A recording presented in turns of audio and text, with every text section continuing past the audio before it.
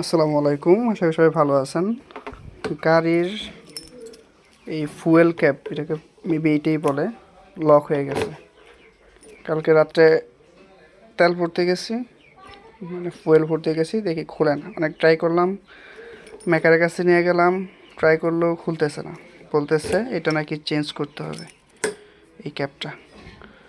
So ইউটিউবে একটা video দেখলাম, মোটামুটি আইডিয়া নিলাম যেটা খোলার একটা ওয়ে আছে।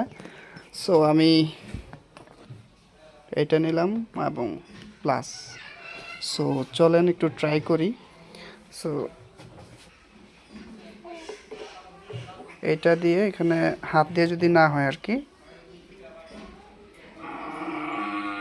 আচ্ছা হাত দিয়ে মেবি হবে না, আমি একটু প্লাস ইউজ করি। আমি এক হাতে ফোন তো একটু, মানে উপরে যেই ক্যাপটা, যে এইটা আর কি, এইটা যেখানে আমি লাগাইছি এইটা একটু নাড়াতে বলছি, ইউটিউবে দেখলাম।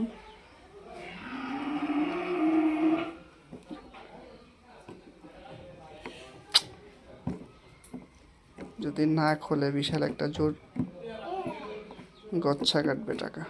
আচ্ছা যাই হোক, ট্রাই করি একটু। বিসমিল্লাহ।